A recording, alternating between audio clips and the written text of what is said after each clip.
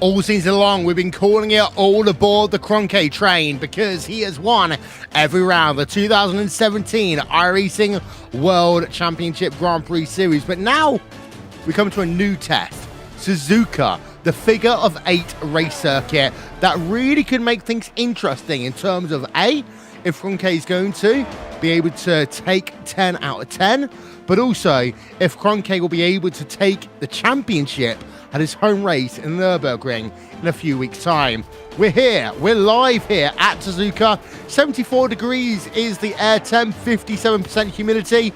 It's 9 kilometers in terms of the wind, and it's cloudy. Last time we were here, we saw the Radicals invasion in terms of qualifying. Right now, Martin Kroenke goes fastest for the time being. Matt Backham second, Bonnerhausen third, Yelvaz in fourth, and Olli Pakala, your early top 5. It's Wolverhampton with Jonathan Simon. And Johnny, after race day, this race has got a lot to live up to. It definitely does. Welcome, everybody, once again. This has been, we've had entertaining qualifying sessions all season. And for the past 2 years here, we've had entertaining qualifying sessions too. Don't forget, 2 years ago, it was the first time that we had dynamic track implemented in iRacing, and it really spiced up qualifying. And then what about the Radicals front row that Will mentioned earlier last year? Rofilio and Umashima locking out the front 2 positions. But Matt Backham, who's currently in second to teammate Martin Kroenke on provisional pole, he returns after a race suspension after that mockery of a start at Indianapolis. Yeah, we're on board though with Gregor Hutu because he's on to a flying lap right now. Hutu through the S's, and you talked about these S's being difficult on RaceSpot race day. They tighten up each corner, then you end up in the Dunlop curve, that long sweeping left-hander. But Hutu right now, this is his last chance, I would argue, to make a statement because the next 2 tracks do favour Coanda over Redline. Yeah, they do. So Redline now are at a track where I think this type of downforce package could suit them quite a bit. Here's Hutu coming towards the hairpin. Lots of lines you can take around here, but you want to utilize as much of the camber as possible. On the exit of Spoon, it's really full throttle through here. You're just trying to scrub off as less speed as possible. Then towards Spoon, there's just no margin for error on this racetrack, Will. And look at Hutu, pinpoint perfect. But is it going to be quick on the timesheets? That's the question. 1:29.274 is the time to beat right now. There's a big gap between Martin Kroenke and his teammate Matt Backham. Marty Peter Turner makes it a Coanda 1-2-3 right now. Stephen Michaels, we talk about surprises in qualifying. Michaels currently in P4 in qualifications, takes Shawhorse in 5th, then Bonnerhaus in 6th. So Hutu, is he going to slot in around his teammate or will he go faster? He goes to 2nd place. Yeah, but half a second off Martin Kroenke, most importantly. So is this a battle really for P2 right now? As Kroenke already got one hand on the trophy. What can Mitchell de Jong do, Martin Kroenke's teammate? He's rounding around the Spoon curve right now. Yeah, as we've just seen there, Jake Sturgis 19th place, Fernand Kern right now in the Apex Racing Machine. 1:32 is his best lap, currently in that 21st position on an out lap. Backham, though, is what we want to pay attention to. Here is the driver of Matt Backham through the Casio Triangle. Best time so far, 1:29.729. Holds the ultra inside line, goes back up to P number 2. Yep, so Fluke as well up into P3 to end the lap. Brilliant stuff from Jamie Fluke. Where's Mitchell de Jong? He's only good enough for 5th. So Mitchell de Jong, surprisingly, 5th place is all he can do. Last year's pole sitter and Mo Garfilio can do no better than 6th, although that's very impressive from the Radicals driver here. And this is going to be a very competitive qualifying session, Will, with 33 drivers out there competing. Yeah, you've only got 3 teams inside your top 5. But you've got Jamie Fluke there in the Apex Racing UK machine in 3rd place right now. Antoine Hegelin just moved up into 7th place. Mo Garfilo for Radicals Online in P number 6. And actually, he is light years away from anyone else in that Radicals Online team. So again, there are certain drivers that can get it done on the day. But we haven't yet seen Kazuki Umeshima, who we think is always really good at this track. But of course, Radicals last year had a great package. They seem to have a good package again this year, as we will see them on track, I would think, in the next couple of moments. Kazuki Umeshima is on track as we speak right now, heading himself down towards Spoon Curve. Yep, and you might think that Kazuki at his home track means nothing because they are virtual. But if you think about it, and we've mentioned this round after round, that a lot of drivers actually train and practice at their home track the most because they do love it and they did grow up with the venue of Suzuka throughout their lifetime. Umeshima speeding away. He's on a quick lap right now, Will. I don't think so. Is he beginning a hot lap? Yeah, his speed for the 130R was interesting. Let's have a listen. Towards start-finish line. 12th. That's not good for Umeshima. He needs to get back out immediately. Yeah, he definitely does. It looked like a scruffy lap. That's why I was questioning whether this was a hot lap or not. So he's just ahead of Alexei Usiakala, who also returns to the series. Good to see Alexei out there in the number 3 red line car. Hutu is just about to begin another hot lap, staying wide. Doesn't Timo Glock it into the wall, and he opens DRS to begin the lap. We're on board again then with Gregor Hutu. He's fallen down to 4th place now. But interestingly, there's only about a 1/10 of a second between Matt Backerman 2nd and Gregor Hutu in 3rd place. Mitchell de Jong is on track as well. He's currently scored in P number 5. Mo Garfilo is on track. He is currently scored in P number 6. There is a driver of Mitchell de Jong heading himself in towards the S's. He's in the S's right now. Mo Garfilo, you can just see right now, he is working himself through turn number 2 as we speak. So it will be Hutu pass the line first, then de Jong, then the driver of Mo Garfilo. Yep, so Mogar, who definitely has a good shot here at the front row.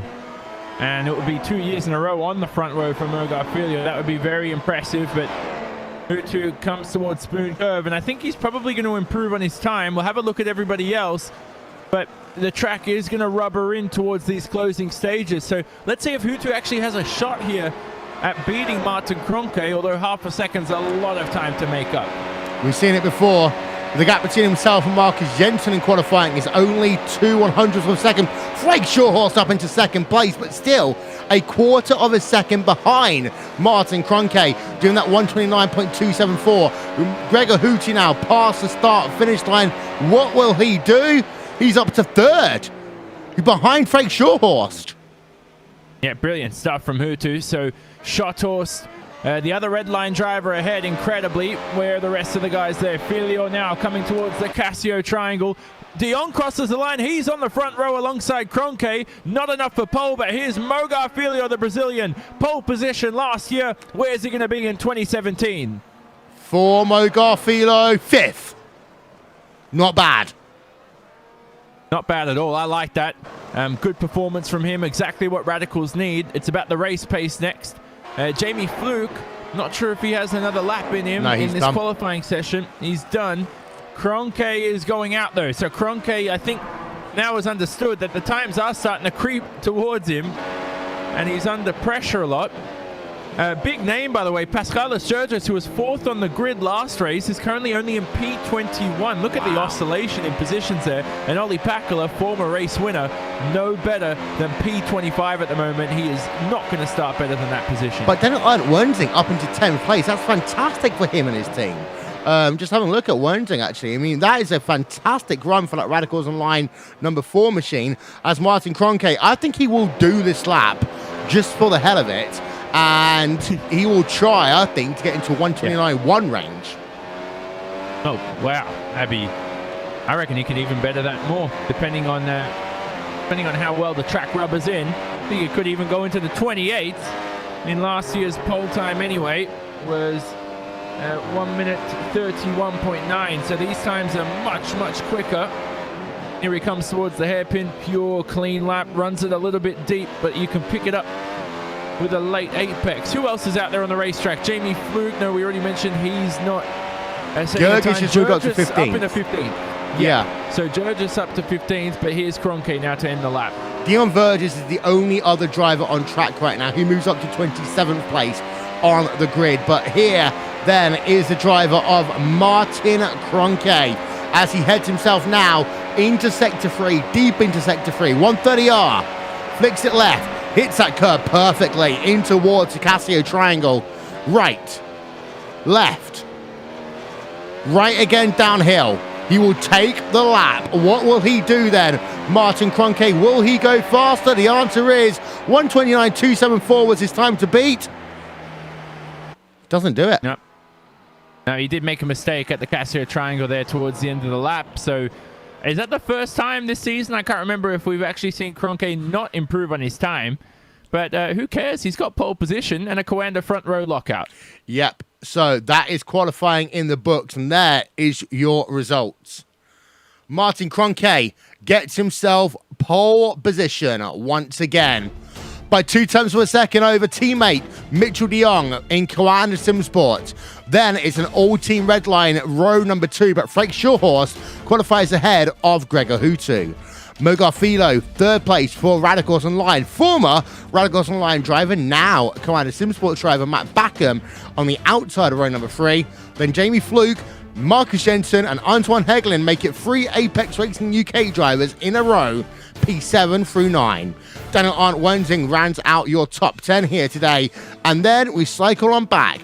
P number 11, Martin Piatella, Bono House and P number 12 here today, Johnny.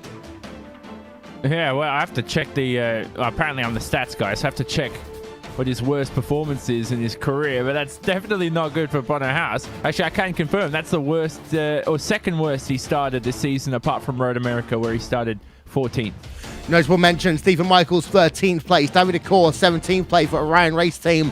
Radicals Online due to Soto at his home track. He's only in P number 20 right now. We cycle on back towards the end of the field. There you see the drivers who have qualified, Jake Sturgis, all the way down in P number 30. We'll step aside and we'll be back in 1 moment's time here on RaceSpotTV.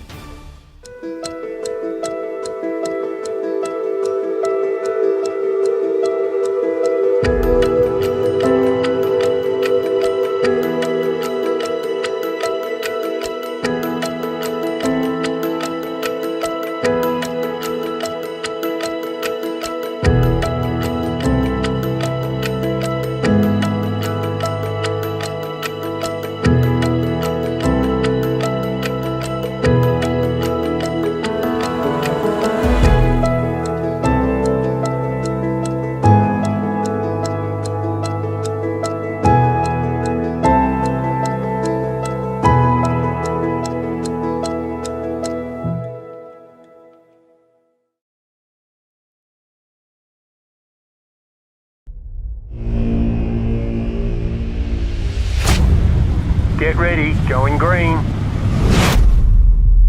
Green, green, green.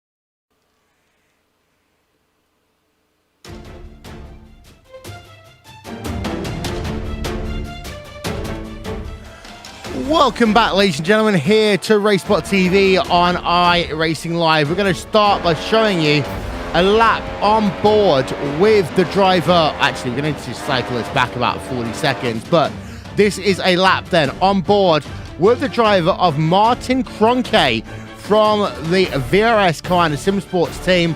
And you just notice the first thing, it's what we're focusing on, the way he takes that final corner on the outlap, holds that inside line, runs it down in towards turn number 1. But again, Martin Kroenke been fantastic, but he deliberately did it on that first lap here today. Johnny, that second lap wasn't as fast. I think you made a couple of mistakes on that second lap, because the first lap really, and we know Martin Kroenke's, I mean, we don't even know if he's a human being. I've never met him in real life, because he's just like a robot out there. He's insanely quick, no mistakes. The first lap's really the banker, and you're going about 90-95%. It's that second lap where you go 100% and you push to the limit. So he's made a couple of mistakes, but he got it done with the banker. I mean that's a hard skill to master for a lot of drivers. His self-confidence and belief in that car is just incredible. So this is Kroenke then heading himself out of the hairpin down towards Boom Curve. We brought Jake Sperry back into conversation here as well. And while Jake, we talked earlier on about world's fastest gamer here on iRacing in this car, McLaren MP4-30, not the FW31 like I accidentally said earlier on today, but Kroenke has been unbeaten now in over 10 races in this car. But he might not be running in world's fastest gamer, we've heard off the grapevine.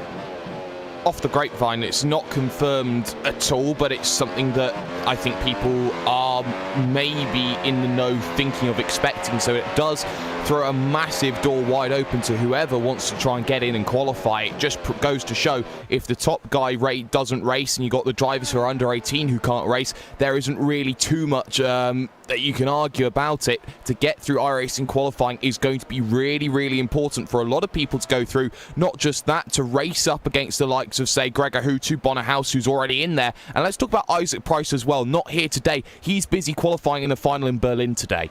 Yeah, so Isaac Price might punch his own ticket into the world's fastest gamer event. But worth noting as well, actually, Jake, that it's not actually, in my opinion, going to be Commander or Redline who would punch a ticket. It would be the Apexes versus the Inexes versus the Commanders. Not the Commanders, the Radicals versus maybe the Vortex drivers.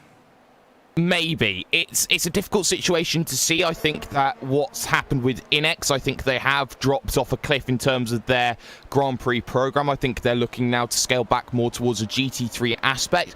But yes, NASCAR. But yes, I certainly do agree with you in the sense that it might not necessarily be Red Lines and Coanders. Yes, you are still going to be able to see the likes of, say, Mac Backham and Marta Piatella try and go for it. Yes, you may still see the likes of Frake Shothorst trying to get in and make it, but it is a very difficult situation in qualifying. You don't know who's going to turn up. There may be drivers even outside of the World Championship going for this who have that turn of pace, who have that ability to prove themselves. Drivers like, say, a Jerome Kvekel or a Ricardo Orozco who could jump into this series, who could go and prove their mettle and become a massive asset over this autumn-winter period. I tell you what, Will, it's going to be a very interesting silly season come January. Yeah, and the other thing I'm thinking about as well is that Martin Kroenke needs a 100-point advantage to win the championship after this event.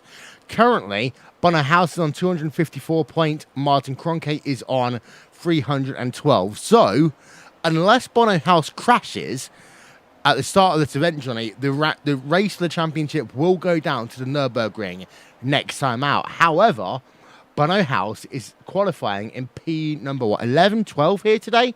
That might mean he might be involved in a Lap 1 incident. And if that happens, and he finishes at the rear of the field, I'm doing the math in my head right now, championship could be over here today. It could be. So, I mean, 39 points through a victory, multiplied by 2, you got 78. So that's the target that is needed at the moment. With Bono 58 points behind, it's that 20 points that he needs at the moment. And that's where... finishing inside at least if Kroenke wins, Bono at least needs to finish as at top 15, I think top 16. So that's where he's going to need to get those points. And it's ever so critical right now that if Kroenke, it's really not going to happen today in most cases, but with Bono starting in the mid-pack, and we'll talk about it in a second's time. We haven't spoken about the start yet, but with Bono in a mad scrambling dash of cars around him, all trying to prove themselves, that mid-pack at Suzuka is very, very nerve-wracking, especially if you're a driver like Bono, who should be in the top 3. And if you're a driver like Marta Piatella, Stephen Michael, Suzuki, Omashima, Pastas Gergis around him, you're not going to care at the start of the race. You want to get positions. You don't care if you've got what I call championship rings around your tyres like they have in IndyCar. You want position, and Bono House is going to have to fight his way through this early stage of the race, because it's not about turn 1, it's not about turn 2, it's about the S's for me that causes the biggest issue in this car. Yeah, well, that's one of the things, and I mean, everybody's just going to have to do their job at the start, like we said at Spa. Everybody's going to have to be spatially aware, and once one person makes a mistake, Constantina's at Suzuka, especially on the run down to turn 1, where you're really trail braking in an angle, so that's where it becomes very difficult. Everybody just has to be cautious and realize this race is very long.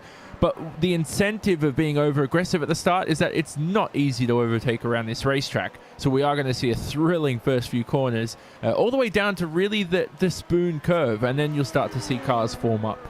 The question is, though, Jake, has Bono House got this into his head too much? Because we said at the start of the season, this is still Gregor Hutu's team, but we expected a lot from Bono House. But as the season progressed, with Gregor Hutu not competing every round this year, and then also Bono having to take that number 1 mantle on the team, I'd say a year too early, I think he's cracking. I think he's really struggling under the pressure that he's given him. He's become the biggest poster boy in sim racing at the time when I think we are just about to hit the boom period right now. You talk about the likes of him being that winner in the Visa Vegas E-Race. You talk about him getting a guaranteed spot in the World's Fastest Gamer finals. You talk about him coming over to iRacing and having to try and prove himself. And it proves to everyone that he's qualifying P12s now. He's qualifying in and around the top 10, where before World's Fastest Gamer came into play, he was up there qualifying P2s, P3s, concentrating on every single race. I think he is very heavily distracted at this moment, Will. And I think for Bono House, I think he's thinking about 2 different things, and this is going to bring in some inter-team rivalry between himself and Gregor Hutu, because both of them are looking to try and get the same spot in World's Fastest Gamer. The issue that Hutu has is he's coming to the end of his career in sim racing. He's 37, so for Bono House, he's got the world at his feet in his mid-20s already. I think that he has better things to be focusing on. More rather, he's got to focus about beating Kroenke. Red line are nowhere right now. About strategy for today, though, here, Johnny, is the case of Kroenke and De Jong, again, means a command of front row means, I'm not going to say De Jong can protect the driver of Martin Kroenke, because we know how hard these two have raced all season, but it means that Shorthorst and Hutu into turn number 1, they will need a miracle start here today.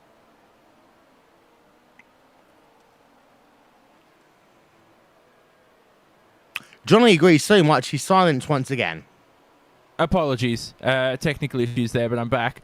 So only 380 meters down to turn 1 from pole position, so it's not easy for Shorthorst and Hutu to do anything from that second row. And with the drivers becoming so accustomed to these cars now at the start, unless you have a thrilling start like Matt Backham at Indy, there really is no chance for you to make or get a nose in front at all. So I think Kroenke and De Jong will work together.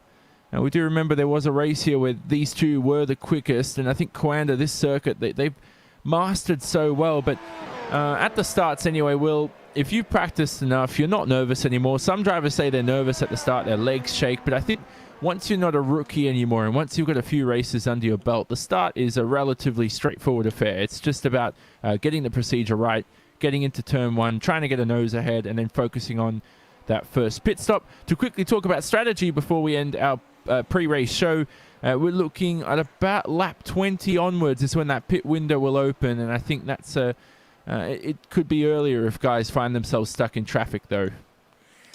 But the thing today is making sure you don't get hit in traffic, but also making sure that you're in a situation where you can compete for not necessarily race win, but a podium or a top 5 or a top 10. Because at the same time as this going on, the championship battle, there's also the battle to get your license for 2018. So we'll step aside here on RaceSpotTV and on iRacing Live, and when we come back, it'll be time for race time here in the iRacing World Championship Grand Prix Series. We'll be right back with our race coverage. Watch Ernie, go, go, go. Car right, car right, car right, car right. Watch him, watch him. Damn it. Get ready. Dude, more heads up in that. Jeez. Right on the back wing. Can he make it happen? Yes! Yes!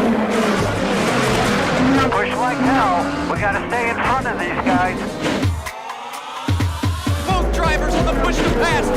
Contact in the pit lane. All right, sexy. Let that eagle fly. What do I do? What happened? Push here. Push hard. Let's go get this guy. Car outside. We're behind you. Tell. Clear outside. Good job. Just spun behind you. I don't know if you got him or not. He got out of it so hard. Look at these guys are all over the back. Full throttle. IndyCar. In and out lap. What's next? Come and get the checkers, big boy. Oh, baby, that was good. He hit me. Inside, inside, outside, inside, outside. 2017 Verizon IndyCar Series. See what's next.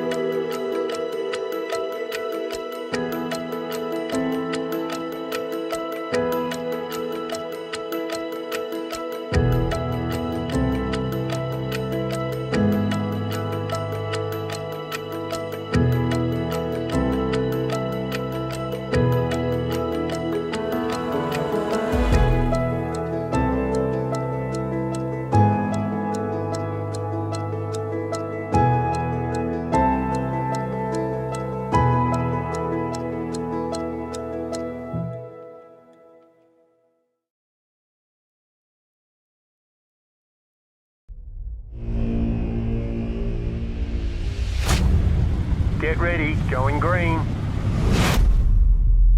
Green, green, green.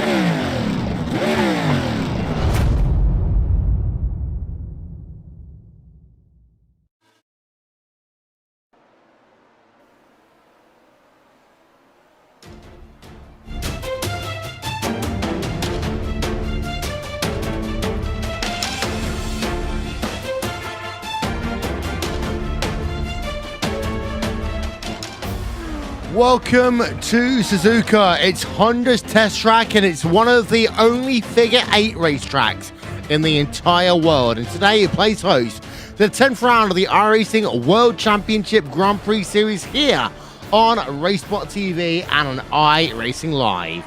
4 minutes remaining in warm-up before the drivers head themselves down to the starting grid. It's Will Vincent along with Jonathan Simon, as the track temperature here today is 77 degrees.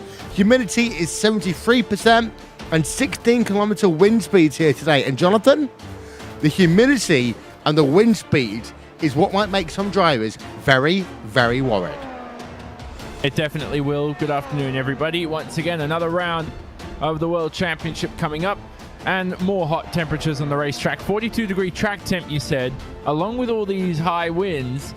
Boy, are these cars going to be tough to handle towards the end of a stint, especially. So look out for that. We know that pit window will open around about lap 20 onwards. Will it open earlier, depending on traffic, though? Will, if some drivers find themselves stuck behind others based on their poor qualifying results? Well, Bono House is one of those drivers that we're talking about here today, and Bono House needs to finish 18th or higher to remain in the championship here today, but he starts low down the field in outside the top 10, and that means that he could well be involved in any incident in that mid-pack.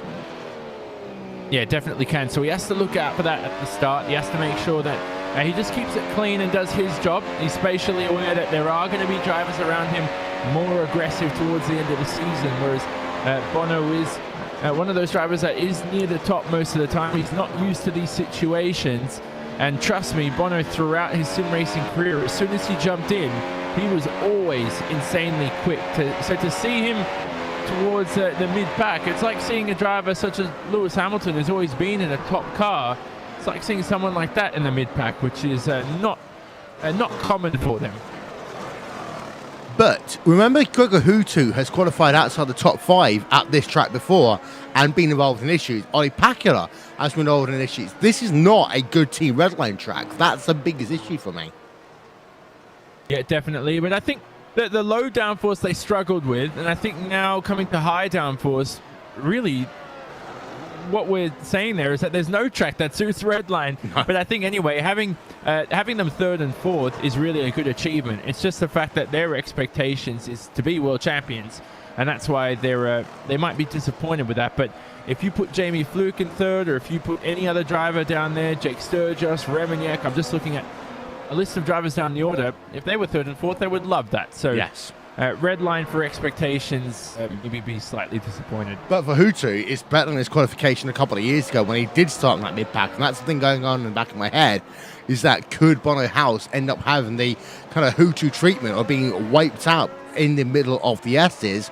And the thing is for House now, that championship is no longer in his hands at all. Yeah, so I mean, he just has to do the best job he can. It probably will go down to next round where Kroenke will wrap it up, but we'll have to wait until the end of lap 1, won't we, to see that. So that's where things will get much, much more interesting. But nevertheless, though, race coming up. Good to see Mac Backham, though, not to just switch subjects quickly, but Mac Backham from his race suspension, he's back. Jamie Fluke still maintaining some good pace. And Marcus Jensen's gone very underrated for Apex. Good job from him. He has, indeed, but Marcus Jensen could be a big factor in that team, making sure they get as many drivers into the 2018 World Championship Grand Prix Series as possible. 43 seconds remaining then in terms of qualifications. Alexei Yusiako leads the practice session, the warm-up session here over other drivers. Jamie Fluke in 2nd, Mogarfido in 3rd, Gergis in 4th place. But what we saw last year is Radicals Online getting 1-2 on the grid and then struggling in the race. We don't expect Koana to have that bad an issue. I mean, they haven't had that bad an issue since the first round that we ever had in these McLaren's cars. But qualifications doesn't mean everything here.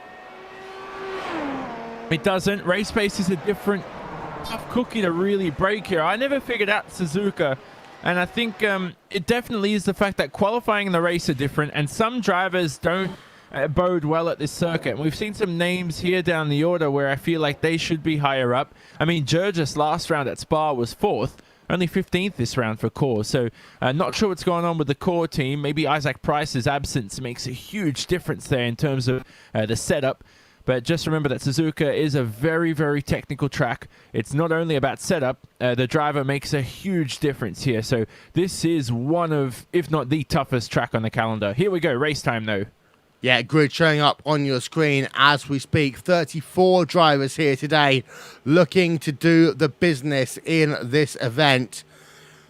As the drivers now are getting themselves ready to go racing here at Suzuka. The key thing is not turn number 1, not turn number 2. It's not 1990 anymore.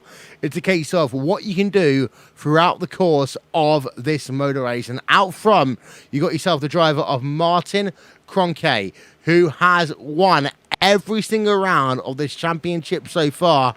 The lights go on then on terms of the iRacing.com gantry. Ready to go racing. Lights on. Lights out. Here we go then, and what a start actually by the driver of Matt Backham, going past Hutu, trying to go past the driver of, that is going to be Ali Pakala, not Ali Pakala, it's Frank Shawhorse into turn number 1 and 2, but your two kind of drivers out front get the early advantage, and now it's actually P number 1 and 2 and P number 4 for Coanda, and the driver of Frank Shawhorse had to hold on big time there to the driver, is running in that 4th position right now of Matt Backham. Backham, a fantastic start here. Yeah, he's figured out something, hasn't he, in the McLaren, that he does well at the starts. So here they go now towards the hairpin, out of the Degners, and they're all starting to form up here towards this stage of the lap. But what a start from Backham. And Shawhorse went entirely defensive to defend from that, and it was very, very smart because he maintains P3, and he's Redline's hope now of challenging the two Coanda cars. Yep, so these drivers are going to work themselves now towards Boone Curve for the first time in this 53-lap event here today at Suzuka. It's not one of the quickest races we will see, but it is always one of the most entertaining we will see, as Backham in that 4th place right now, Gregor Hutu right behind him, Marcus Jensen in 6th place, Margot Filo in 7th, side by side between Bono House and Daniel Arndt-Wernting. And actually, Bono House has not been able to improve from P number 11 at the start of this event here today. No, Wernting turns around. Oh, Daniel Arendt. And where is he? He's still waiting for everybody to go through. So he's doing the smart thing there. And he's going to rejoin. I think that's about 25th position because he's behind Tomo Meglic. But here they go now to end the lap. Talking about drivers in battles, Alexei Usiakala alongside Daniel Bieder. And Alexei Usiakala, he's a driver who's also remained stagnant at the start along with Bono. But Martin Kroenke continues to lead. Mitchell de Jong in 2nd place. Gap between de Jong and Shawhorse, that is going to be classified as 7/10 of a second as they work themselves through the S's in the 2nd lap of this event. And well, the two Coanda drivers have got themselves an advantage, but you cannot disadvantage the drivers behind because Hutu is there in the mix. And arguably, for the first time ever in World Championship history, Hutu has to basically help a teammate. Yeah, that's going to be difficult. So Hutu's just going to have to accept reality there, but he's right now in P5, and I think Matt Backham's the first option at the moment. He has to get past him. Matt Backham just rocketed across the line, off the line, and that was just such a great start. But good starts as well, by the way. Let's not forget Marcus Jensen, who's behind Gregor. And also for Marty Piatella, who finds his way into the top 10. But Jamie Fluke, though, he's had all the pace in qualifying, currently in 10th, and Piatella runs wide. He's got a shot here at 9th position. Yeah, so Marty Piatella is up a couple of places, but Bono House is where he started, P number 11 here today in this event. Now, if he finishes 11th place, the championship does not end here. And the key thing for Bono House is he didn't get involved in an incident down on lap number 1. No, he didn't. So it is at the stage that's happening now. Kroenke with 39 points. Bono will be 11th, and he will receive 25 points for that. He has to finish 16th or higher, according to my calculations, for this championship to continue. So right now, the championship is going to go down to the penultimate round. But you'd have to say that Kroenke is probably going to seal it by then. But it's just the fact that this season's been so dominant and this championship may only go down to that second last round goes to show how short this calendar is this year and how difficult it can be to actually win a sim racing championship. There you see drivers heading themselves through the S's right now. And there's a lot of drivers doing all the same thing. We're having a look at the gap between Bono House and Jamie Fluke. But actually, there's other stuff going on track as well.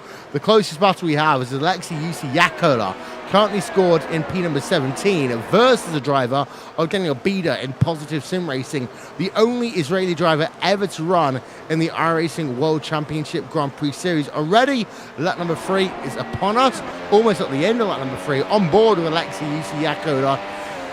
P number 17 is not what you expect Dracula to be like. No. Definitely not, but remember, this is his first race in quite some time now. He has been very inactive this season, and he's a former race winner, don't forget, in the championship, but that means nothing in the McLaren MP4-30, brand new machine. We've only had very few winners in this car over the past 2 seasons. He does have DRS on Daniel Bida in front. So he's a driver that might have to consider, if he does have the pace, by the way, might have to consider an early pit stop because we know that window opens on lap 20 of the event. Martin Kroenke has pulled out a 1.2 second advantage right now over Mitchell de Jong, and that is important because of the fact he's broken the DRS range. The DRS range exists when you're within 1 second of a driver. That means for Mitchell de Jong right now, he does not get any of that speed advantage at all.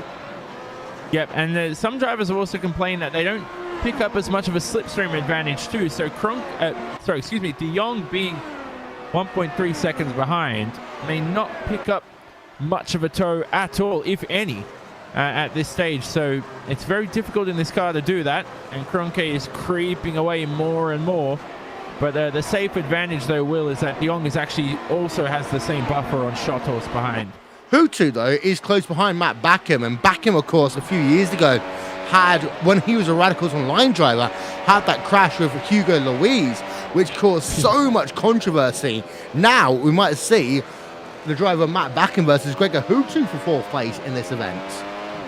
Yep, so another world champion, and Matt could be fighting with him. Hutu's got DRS here. I think Backham's actually closer to Freight Shotthorse in front. And that was a very interesting accident there. And for some reason, I don't know why it was so iconic. It was just, I mean, that was the crash that cost Backham the fast track, wasn't it? The fast track to gain the license for 2016, which ironically he didn't take anyway when he won the Pro Series. No. I was having a look down at P number 25, actually, and this is Tomer Meglic versus Vacara right now. And we have got to pay attention in these last few rounds to those drivers in your mid to rear midfield, because they're not battling for position, they're battling for that opportunity to fast track their license in the 2018 World Championship Grand Prix Series.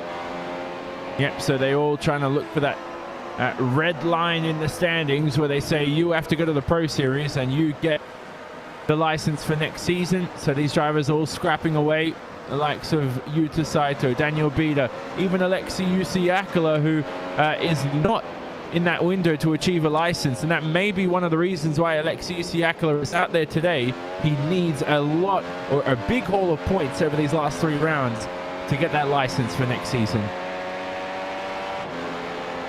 One would expect that he could do that, but his qualifications doesn't always state that in terms of his qualification pace here this season. Tomer Meglic, by the way, is currently scored in the 25th position. He's got himself competition with Vacara, but Vacara's got even closer competition from Frederick Kern in that Apex Racing UK machine through the 130R in towards the Casio Triangle, and Kern can't do anything but it's a car turn around, and that is a driver of Montanez there.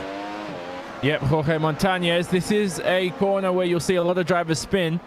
It could be a lock-up of the rears or just turned it in way too aggressively. But Jorge Montanez out in the way, and he's currently in effectively last position, but I think Vacara has entered the pit lane, the first driver to enter this race.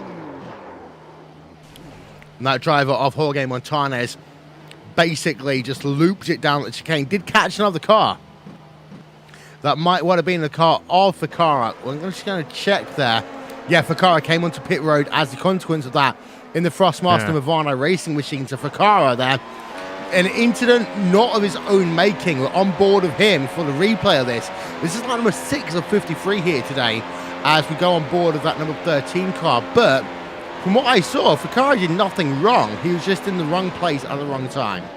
Yeah, that's what's happened. We saw that in our support series races in the Formula Renault and the Porsche. And right now, I mean, that's happened to a lot of drivers now. 3 retirements already of Paul Ulbrich, Paschalis Sturgis, Kevin Ellis Jr. and Holly Pakala's down the back of the order too. So he's been involved in some form of incident in the early stages. And for Redline, this day keeps getting worse. But for Frank Schotthorst, seems to be that a podium is good enough for him. I saw him make a mistake at 130R a couple of laps ago in one of our cameras. So Backham is well within range here to get his way past Frank Schotthorst. But Hutu's also in range there versus Matt Backham. But let's look at the lap times last time by.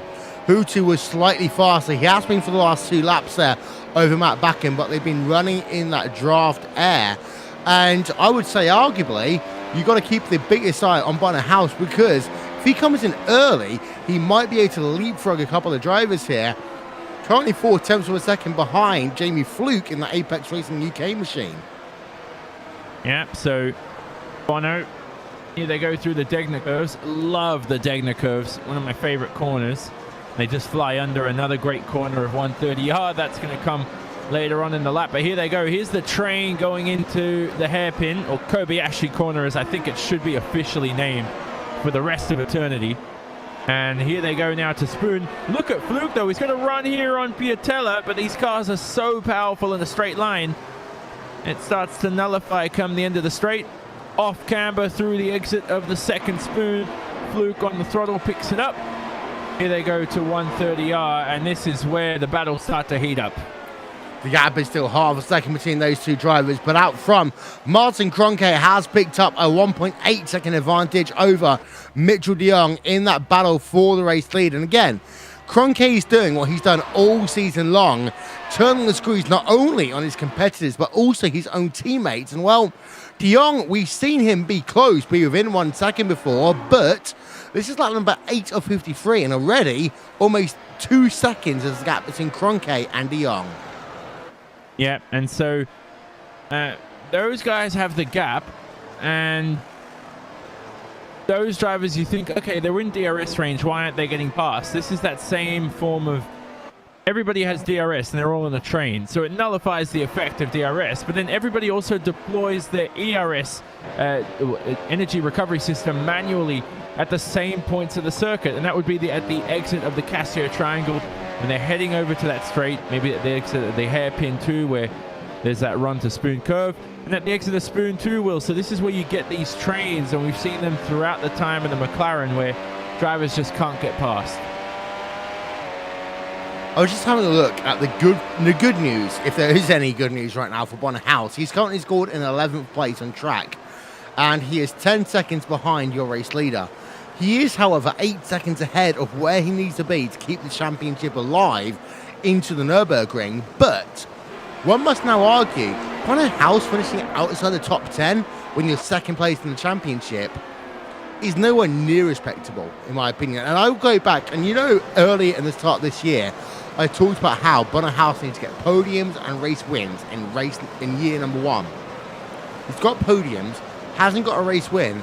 Be P number 11, almost P number 12 actually, because here comes David Corp. Actually, it's him versus Jamie Fluke actually. I take that back. That's Bonner House moving himself up into P number 10. But still, even P number 10 for the driver of Bonner House, is that enough in the third to last round of the championship? Is that acceptable? I'm more amazed the fact we just saw an overtake at Suzuka with all these DRS trains. So I mean, that was, no, trust me, like in this car it's so difficult to overtake around here. But go back to what you're saying, no, it's not acceptable. He hasn't finished any higher than third, but just remember he is second in the championship. I mean, what about all those other drivers who've given up on the championship and not come back? Drivers who have maybe set pole position, not shown up the next round, other drivers who have had good results and just don't have the motivation. Bono's been there every round, contributing to the team and doing the best job he can professionally. And so that is what I care about as a team manager. Let's focus on next season for him. It is not easy switching between different sims, different cars, new car to get used to. He's a year behind, basically, in terms of World Championship experience. He was a year behind, but now he's only 10 rounds behind. But you talked about Frank Shawhorse versus Matt Backham as well, because they've been battling it out for P number 3 and 4. No, they have. So, to wrap up on Bono, I mean, I think everything's fine with him. I think he just needs to keep on improving. Backham, no, I don't think he has a shot on Frank Shawhorse here. Shawhorse they look identical on pace. In terms of straight line speed, it looks like Coanda might struggle just a bit today, or maybe that's just Mac Backham. Hegelen, though, is very close to Mo Garfilio, and I have to say, Will, very impressive to see a Radicals car up there in the top 7. I'm also more impressed to see a Sonic car at Suzuka. Not Suzuka, at Monza. This is an old car, 1993, so I take that on back, but just having a look at a certain website that I cannot say for legal reasons, it's like, oh, look, there's a Sonic car there. Then realised this was back in 1993 at Brands Hatch. Brands Hatch, Donington Park even. Donington Park, that's the one. And the driver is their Ayrton Senna, if you really need any more clues. But we are currently, Bono House versus Marty Piatella is a big battle going on. Piatella is 3 tenths of a second ahead of Bono House right now, 4 tenths ahead. I think it's at the hairpin down towards the spoon curve. But Piatella, we know, is one of these drivers that doesn't ever give up places easy, but always seems to find places in a motor race. He is, isn't he? 3rd in the championship. He started this, let's go stats on you, Will. Let's confuse your mind a little bit. He started, his average starting position has been 14th this season, Martin Piatella, and he's 3rd in the championship. Wow. He just makes up positions. He finds a way to get it done. He's consistent.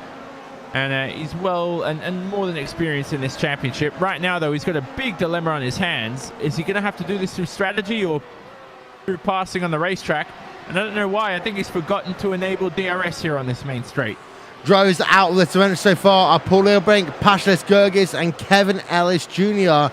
We are looking, though, at the battle going on between Marty Piatella and the driver of Bono House right now, who scored in the 10th position. House, though, cannot find a way, even then, to find a way past Marty Piatella through that first section. And actually, Bono House is slower through section number 1 compared to the Finnish driver in that Coanda car. Yep, so here they go through the Degner curves. Such difficult corners. There's the camber through the exit.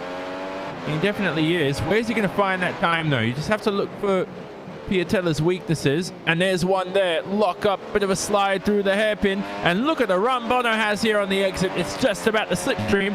I think he just might be a touch behind, though. Yeah, he's not going to be close enough to make the move into the spoon curve, which is what we're coming into now. But you will get a move potentially out of the 130R. So we're going to stay on board with Bono House there through this corner. But the dirty air is what's really hurting Bono House through the spoon curve, because now he's nowhere near close enough to make a move into spoon curve. Spoon curve, the 130R, even less so into the triangle. Yeah, had a twitch there through 130R, so he saved it. Here they go through the Casio triangle and through the exit. Easy stuff here. And to begin another lap. Lap 12 of 53, so pit stops coming in about 7-8 laps time. Let's have a look at Alexei Usiakala here. Battle for P15 along with Ilkka Haapala. Yep, that's a battle between teammates there, and Ilkka, no, not a battle between teammates, battle between compatriots, country compatriots. But Ilkka Haapala is able to get ahead of Alexei Usiakala, and this is how it happened. We're on board then with the driver of Alexei Usiakala. I take that back, the driver on board with Ilkka Haapala. Have they ever been teammates in the past? I don't know if they have. Without Glacier? No, not with Glacier, because Ilkka's always been on a Ryan race team. But Ilkka Haapala was able to stay ahead there, down into turn number 1 and 2. The thing is that a lot of these drivers, you look at these amateur leagues you enter when you first start sim racing, and even in iRacing, you have leagues that you can host. And a lot of these drivers that start out, some of these might have raced together about 6-7 years ago, and Those amateur leagues don't get enough credit, like Trelle and all these other Finnish leagues, and there's a couple of Australian leagues I know of that I'm not going to name it. Go on all day, and you race against these guys, you learn the trick of the trade, you make the mistakes there, and then when you go to the World Championship, you learn so much. It's like getting drafted into the big leagues. And then when you go back to those amateur leagues, you realize, oh, I'm now 1.5 seconds faster than everybody else, and it's no longer the same fun it used to be. So those are the leagues that really taught everybody the racing etiquette and really the basics of sim racing, and that's why they're so important as growing mechanisms for especially young sim racers and new sim racers. Last time by, Matt Backham was 3/100ths of a second slower than Gregor Hutu. But Hutu, whilst he tries to gain over Backham, is not able to do anything much. But Backham's in the middle of a kind of Team Redline sandwich right now because the driver of Frank Shawhorse runs himself in that third position, and Shawhorse is not going fast any well in what you need him to be. He's currently 3.5 seconds behind Mitchell de Jong, but is also classified as a total of, get this right, 1 minute. We'll sort this one out, shall we? I can't find the graphic anymore. The graphic doesn't exist anymore. No. He's currently 5.9 seconds behind your race leader. Yeah, Shawhorse, yeah. I think Backham, would he have to consider an undercut here, perhaps, to get past Shawhorse? Because he's not going to finish 1 and 2. Surely he's not going to be faster than Kroenke or de Jong. So we might as well just go for the Coanda 1, 2, 3. But he could do. That's the thing, because if Backham does that, it will be a Coanda 1, 2, 3. And actually, when's the last time we've ever had a Coanda 1, 2, 3 in a World Championship Series race? That's a great question. Did we have one this year? I can't remember. We've had one for Redline in the past. I know that one. I don't think we've ever had one for Coanda, though. Yeah, that's an interesting one. There was what happened at Spa last year, right? Who were the top 3? I know Piatella was on the podium. But I think it was third in that race. That was Joni Tormula. Yeah, that's what I was thinking. Joni Tormula third. So, yeah, that's a great question. Who's our stats person this round? I'm too busy commentating. It's you. That's the issue. That's too busy. I can only do so many things at once. Down in your field, by the way, you've got yourself Yuta Saito trying to fight it out with the likes of Alexei Yusiakoda. The gap is about 4 tenths of a second between them right now. And in terms of lap times, well, Yuta Saito has been faster the last 2 laps over the number 3 machine. And again, Team Redline down in P number 16. What's going on here? Nah, it's his first race back, so he's definitely not. You know what? You say that. I don't care. You're in a Team Redline car. You're actually Yusiakoda. You've won races in the World Championship Grand Prix Series. You shouldn't be in P number 16. That is true. So let's see. You never know what's happening behind the scenes. We know that Graham Carroll's not here too. I'd love to see him more and see what he can do in that Team Redline car.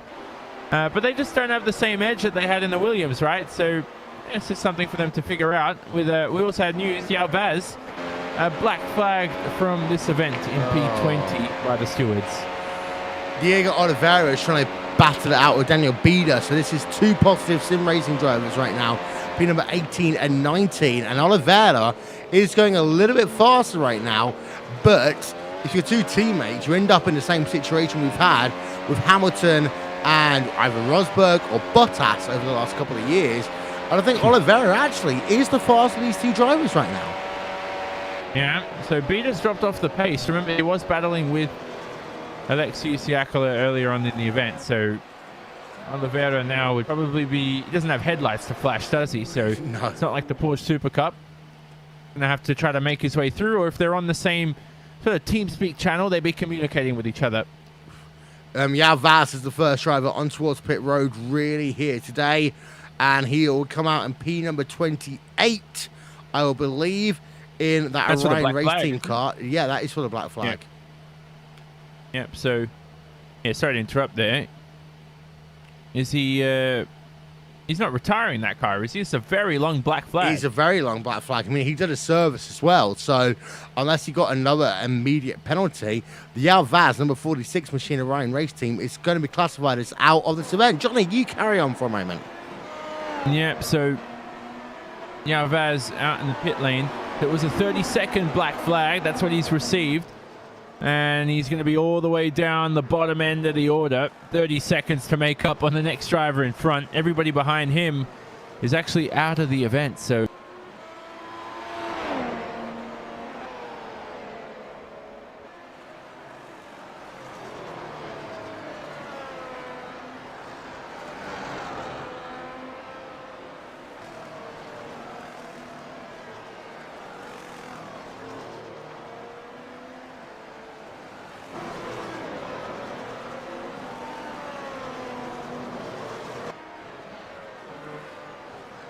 at this time as well, Kroenke, de Jong 2.5 seconds away, Schotters 4 seconds behind them. Those top two, there is no chance that anybody's going to catch them, and they will probably have to wait longer. Remember, that pit stop window's opening in a few laps' time. They'll probably have to wait a little bit longer until than everybody else, because they don't want to make the pit stop and feed out into traffic. So they're the ones who have to wait. And I think maybe they've taken care of their tires a little bit better than everybody else. So being at the front, they've got a lot of pace.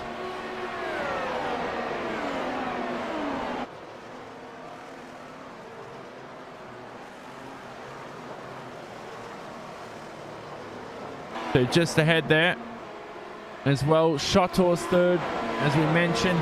Backham very close behind. Hutu's been quiet, hasn't made his way past Mac Backham at all, but he's still in the top 5. And remember, Hutu did start this race from that 4th position, so he has dropped down 1 position in the order. Marcus Jensen behind, the young Marcus Jensen, one of the youngest drivers on the grid, is in 6th. Brilliant performance from him. He's and right done a good job, behind, Jensen, actually, isn't he? He has. It's always good to see Mo Garfilio at 7th. We mentioned the Radicals driver, who has been last year he was much worse than this, along with Umashima, and now they've 13 seconds off the lead at this point is incredible, and I like to see that. But also for me, the fact that Matt Backham, Frank Shawhorse, Gregor Hutu in a train right now, this will come down to not what your pit stop time is, how quickly you get on and off of pit road, and pit road here is very difficult. It's difficult. It's downhill too. Yep. So that's I've got some bad memories with that. Me too. And the pit entry too. I mean, just making your way out of the final chicane and trying to... It's off camber, that's the issue. It's off camber, and it's so tight too as well. I don't even think... I'm not making this up. I've almost gone too wide in there once, battling with someone, because you're alongside each other, then you're like, oh, we're both going to pit at the same time. And yeah, that's a traumatic story to say the least. Yes. So we are on lap number 17 of 53 right now. We've had one driver coming towards pit road. That's because of a penalty. But we are getting close to that pit road window right now. It's a 53-lap race here today. So the latest we expect people coming from pit road is about lap number 28, we will say. But Martin Kroenke still leads. And actually for Martin Kroenke, that gap up to 2 seconds doesn't seem like much, but it's enough for Martin Kroenke right now. And what we've talked about so often is him managing that gap. He does that really well, and we don't know whether he's pushing full pelt. And I think a driver like Mitchell de Jong, but I think a driver like Mitchell de Jong, he actually does give Kroenke a good run for his money. There's something that Kroenke's figured out, that and de Jong, he really, as I said, he really pushes him to the absolute limit. Just remember that every race de Jong has finished has been in second. He's had one DNF at Montreal. And right now, he looks like he's going to finish second again. So, common occurrence. The thing that amazes me, though, is that we still could have a Coanda 1, 2, 3 in this event because of how close Matt Backham is to the rear of Frank Shawhorse. And let's not forget, the last time we talked about controversy in Matt Backham before his most recent disqualification was him as a Radicals Online driver versus Hugo Louise. And Backham loves this track, although he's fallen into the clutches of Gregor Hutu as they work themselves down the back straightaway. And this will give Hutu a potential mini opportunity as they come down towards 130R. Can Hutu capitalize on that? The answer is going to be no. But Backham, this is one of his best tracks.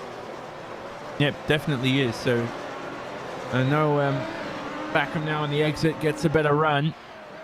And most importantly, Hutu with DRS going to run out at the end of the straight. Now, I like the fact that you mentioned lap 28 would be the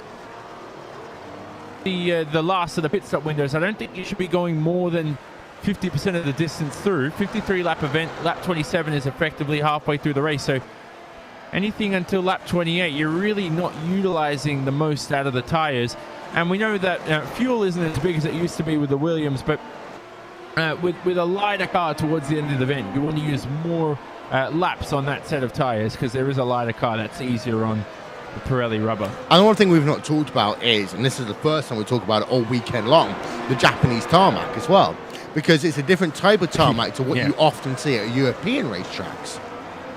Yep, laser scan racetrack here, and also simulators as it should be at Suzuka. So this is a racetrack where it can take its toll on these tires, and the 42-degree track temp doesn't help, but this season it's all one-stops, no question. No matter the track temp, no matter what, these tires for 2017 are quite durable compared to last year. So expect the one-stops anyway. The pit window is about to open though. Let's get excited. And Kroenke You tell you what, Antoine Heggelin almost got past there by Bono House on the exit of Spoon Curve. And Bono House was actually almost too argumentative in the way that he was trying to find his way through. That cost him a run down into 130R because Bono House tried to stick that nose down where it didn't belong on the exit of the corner. If he just like laid back a little bit, he could have well been up into P number 8 right now. Yeah, definitely can. And Heggelin had a twitch there on the exit. Bono with DRS. Let's have a look at this.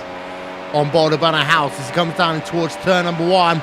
Nowhere near close enough. Bono House tries, it looked like a lunge actually. It's another lunge actually as he tries to go past Antoine Heggelin. Oh, that's Martin Piatella. I take that back. And Bono House a few, but that means that the driver Martin Piatella is down into P number 11. And I don't know, is that a mistake by Martin Piatella, or is that a little bit too aggressive by the driver of Bono House? Here's the replay. We're going to find out for you now.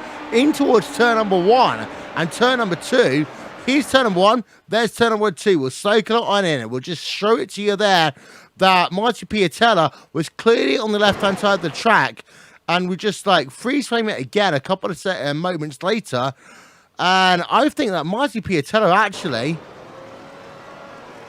he did get tagged. He did get tagged by the Apex Racing UK machine. Yep, so it was very, very aggressive by Heggelin, but the tap there, not much to say on that. They continue on anyway. Minimal damage for Piatella, so hopefully he can continue, but he does demote himself to P11. He's lost about, I'd say, 2 seconds, Will, from that. So, more importantly, Bono into P8. We know he has to finish 16th or higher to continue this championship the next round. That's not a question anymore, I'd say. You see, actually, having a look at the graphics, Heggelin didn't touch him. Actually, I will take that back. It looked as though that the driver of Martin Piatella looped it by himself, and that's not something you see by Martin Piatella that often. Yeah, so Piatella, one of the most consistent drivers on the grid, more than experienced. And he comes now towards turn 1, so he's behind Filio. Now, does that mean he has to adjust his strategy, or does he still maintain? Well, Heggelin has, because he's already on pit road. Yeah. So Heggelin, the end of lap 20. Long stop there by Antoine Heggelin. Takes tyres and 10.7 seconds for him. So that's about 7 seconds longer than he could well be. So Antoine Heggelin, regardless of this, actually will probably still come out behind Martin Piatella. And is that because of the damage possibly? Maybe. The Piatella incident? Maybe. So we don't know. And let's see where... So Heggelin now is in P25 behind Victor Prieto. And wow, is that a not good for Anton Heggelin, who's had a great season in 2017. But outside of our screens, Bono House has slowly creeps his way back up into 7th place in this event. So the idea of the championship ending here is not going to be a thing. This will be a case of championship comes down to the Nürburgring. But Bono House up into P number 7, he currently has himself 1.6 seconds behind him to Jamie Fluke. But the big issue is he's 7 seconds behind Marcus Jensen. Yeah, so he's got clean track anyway, so I try to stay out as much as I can here, as long as you're not at risk of being undercut by any driver behind. So he continues, and if he notices that Fluke, Filio, Piatella, if they all come into the pit lane, which I don't think they have, it could be interesting. Look at Piatella here on the run on Filio. Yep, so Martin Piatella then tries to work himself back up a position over the driver of Mogar Filo, and Piatella will get that move score complete. And again, we often talk about the fact that Redline and Coanda don't have the straight line speed advantage.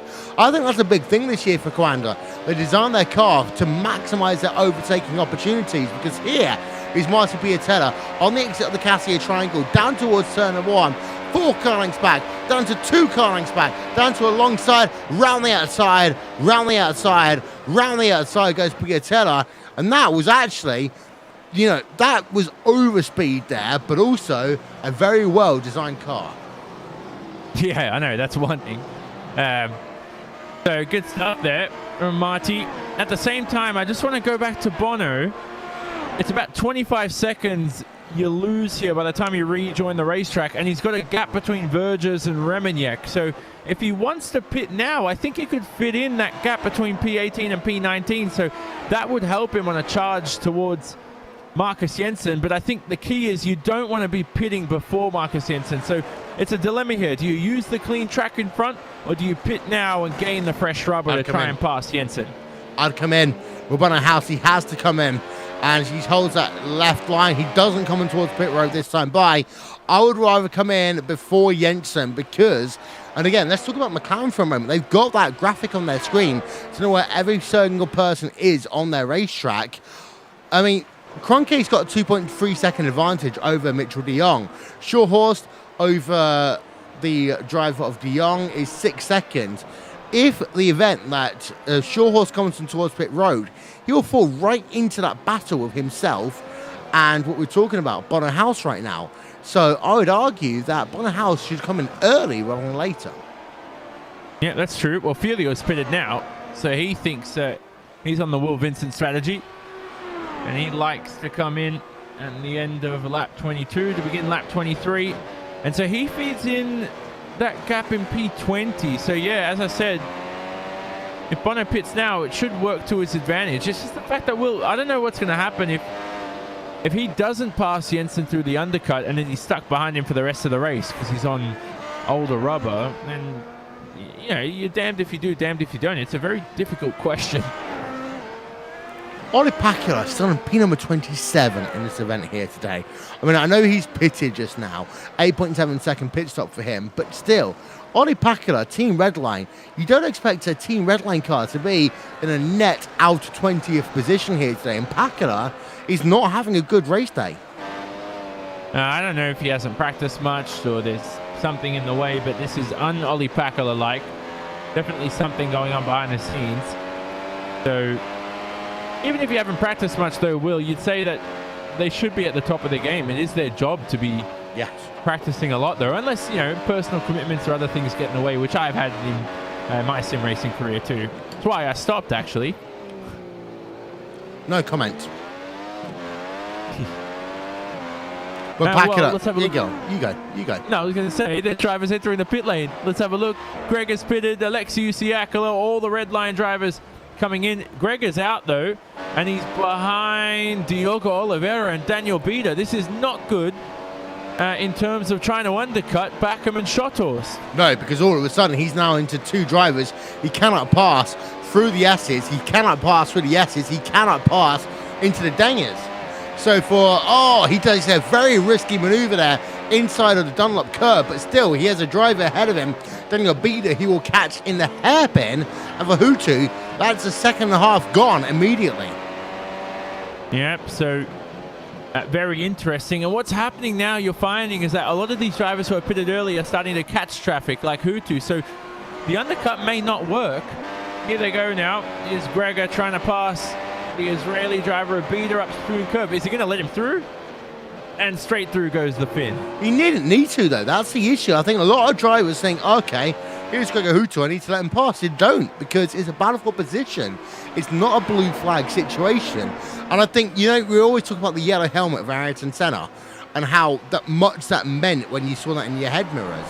The same thing applies, I would say, to the likes of Gregor Hutu. Yep.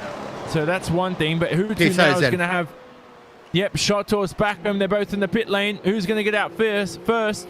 No changes there. Shotos in front, Backham behind. Where's Mr. 5-time? He's rejoining the racetrack now.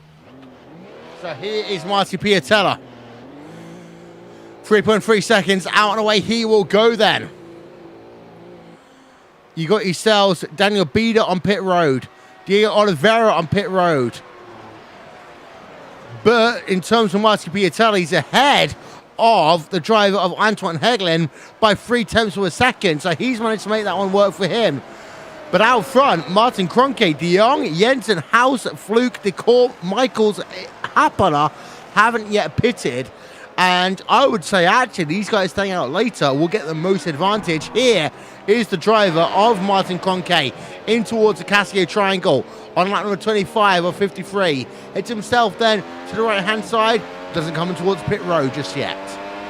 I think it's too early to pit because he is going to feed out just behind Fluke, and he may be held up by Jamie. So good stuff not to pit. But most importantly, Gregor Hutu actually jumps Mac Backham. So Shotos and Hutu now, the two red line cars, spoil the Coanda, or the possible Coanda 1, 2, 3.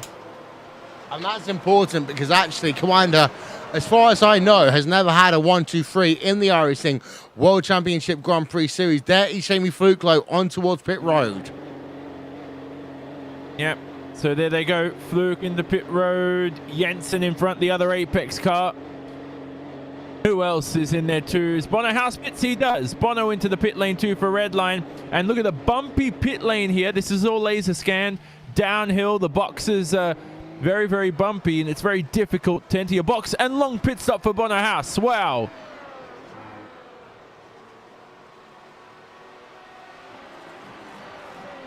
Eight-second pit stop for Bono House. What's going on there? So damage possibly. He's behind Mocha Velo. Oh, goodness me. So all that hard work, Bono, he was actually catching Marcus Jensen too towards the end of that stint. He had the pace. He's 15. Yeah.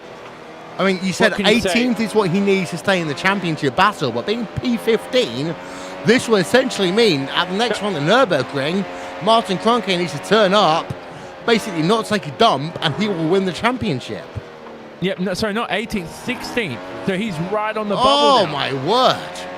16th or higher, and this championship goes down to next round. Any lower now for Bono, and as Kroenke now enters the pit lane for Coanda, any lower, this championship is over at Suzuka, and Kroenke is the world champion again. But the thing is, for Bono House, now you've got a very difficult situation. Do you fight your hardest and risk getting an incident, or do you just stay where you are and hope people ahead of you fall out of the road race? Mitchell de Jong leads this motor race because the driver, Martin Kroenke, comes out. He's made himself his pit stop, and the pit stop time was 4.1 seconds. That was exactly what he needed. David Decor on pit road as we speak as well, into his pit stop. Yep. Easy away.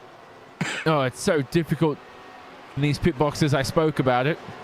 It's difficult to also spot your actual pit box too. You run wide. Oh, De Corps does he have issues on the exit? I thought he had issues disabling his pit limiter, but now he's out and away. So I thought he was a bit slow coming out there, but he hasn't lost too much time. Stephen Michaels right behind him though. Yep, just ahead of Stephen Michaels. 4 tenths of a second between Stephen Michaels and David Decor. We know that Stephen Michaels wants to prove himself, and he's been in so many tough situations in the World Championship Grand Prix Series. He is a long-time member, never had a podium finish here, but Vortex Sim Racing seems to be his best team he's ever been on. And he's done a good job.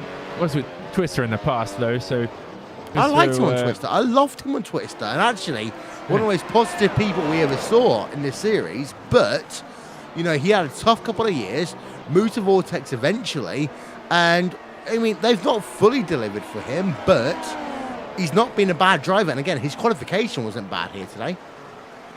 Yeah, it wasn't bad. He's doing well. He's a hard worker, and I think he wants to do great. He wants to do well, and he, not that other drivers don't, but he has a little bit of extra to it. De Jong out of the pit lane. He's currently in second, and he waited to the end of the pit window, Will, to pit on lap 28. Exactly what I said, right? Yeah, we're both right this round. I like Yeah. that. Mitchell de Jong then comes on towards pit road, comes out of pit road, 4.3 seconds. Currently scored is 4 seconds behind his teammate Martin Kroenke.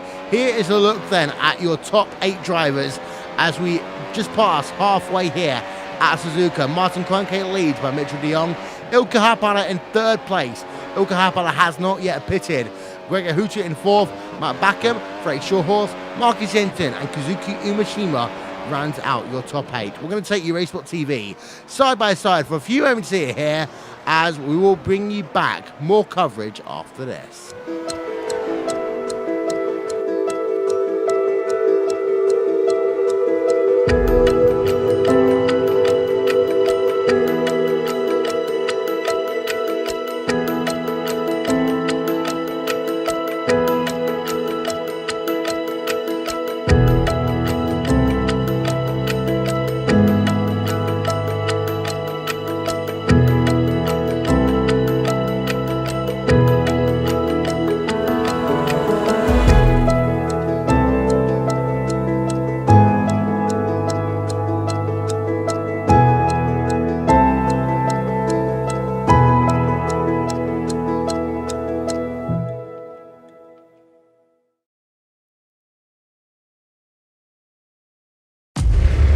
iRacing, you wanted the best, you got them for abreast. Often imitated, never duplicated. The greatest show on dirt, the World of Outlaws.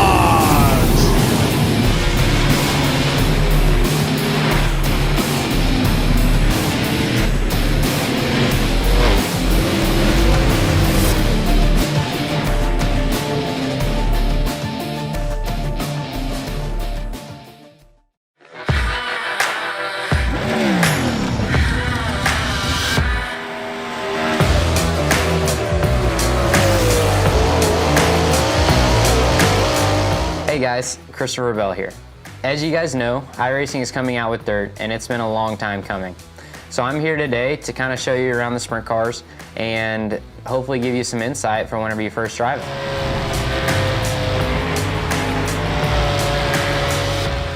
So here we are at Williams Grove, gonna go out and make a couple laps in the 410 wing sprint car.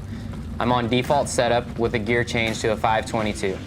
As we roll out of the pits, you guys might notice that the car wants to pull left and you have to hold the steering wheel right to go straight. That's normal for a sprint car because you have so much stagger, it's always trying to turn the car left. Once you get up to speed, that goes away. Going down the straightaways, Williams Grove has really long straightaways and really tight corners. The big wings on the sprint cars, it always wants to pull you left into the corner, so it doesn't take much steering wheel input to get the car into the corner. A big key for the wing sprint cars is that they always like to go straight. They don't like to be too sideways. So the less steering wheel input you can have and the straighter you can keep the car, the faster you'll go. As the track slickens off, you'll be able to play with the setup to get the car driving even straighter yet. And that's a couple laps around Williams Grove. So here we are at Eldora Speedway. I'm on baseline setup with a gear change to a 511. As we roll out at Eldora Speedway, one thing that you'll notice is that the corners are really sweeping and it's almost a circular shape. The big thing about Eldora is just keeping that steering wheel straight. The straighter you keep the wheel and the less steering input that you give the car, the faster you'll go. The fast line around Eldora will be right around the inside wall in the corners and then with a big arc towards the outside walls down the straightaways.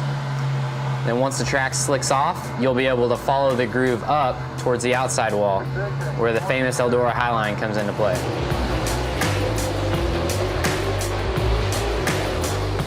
So now we're at Volusia Speedway Park with the 410 wing sprint car. I'm on baseline setup with a 511 gear, the same as what we ran at Eldora. Whenever you roll out on the racetrack, you'll notice that Volusia is similar to Eldora. They have long sweeping corners, and it's kind of circular in shape. At Volusia, whenever the track is fast, you'll want to be right down against the concrete wall in the corners with a nice big arc down the straightaway. Whenever the track starts to slicken up, you'll be able to follow the groove up higher and higher. Whenever you get into turns 3 and 4 though, the groove might get up onto the shelf, which is the flatter section of the racetrack. and then it becomes very difficult to exit turn 4 without getting into the wall. And that's just one of the characteristics of Volusia Speedway Park. Hope you guys have fun.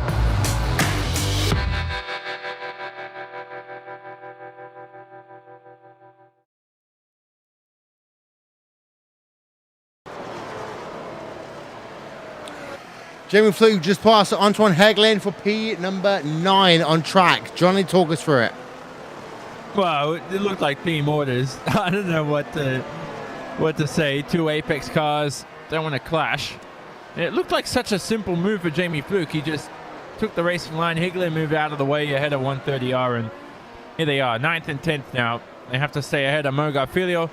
And what can Bonahas do, Will, is the story to end this race over the next 22 laps. Can he redeem himself and still end up in the top 10? It looks like he will finish above 16th position, and he will carry on this championship to the next round. Yeah, but the thing is, I mean, first of all, Jamie Fluke versus Antoine Heglin, what a lot of people don't realize is we are into the crunch zone for not just the championship, but also for getting qualification for next year's World Championship Series. Yep, so all these points matter, and for the likes of Filio, where is he in the championship? Having a look at the list, so I think Filio is close. He's on the bubble, currently P30 in the championship heading into this round, so this 11th place finish for him will be immense. Just so critical for his points challenge. Unless he is involved in an issue with Bonnet House, who's currently 4 tenths of a second behind him. Bonnet House then, a bad day by him and Team Redline, but it looks down to the inside, cannot make the move down until turn number 1 in that Team Redline car over the radical line machine of Mogar Filio. And the fact that Mogar Filio got pole position a year ago, does that help his self-esteem, do you think? It's 1 year later, a lot changes. We know in the real world with car development, 12 months makes a huge difference. In sim racing anyway, I mean, think about all those hours and days of testing over the past 365 days. So this is teamwork. What can the team do to get better? And so far, I'm impressed with Radicals. Umashima 7th, Filio 11th.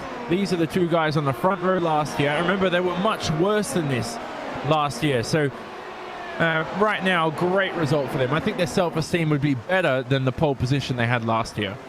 Okay, but Bonnet House right behind the driver of Mogar Filio right now. Let's give you a little bit of RaceSpotTV fan immersion.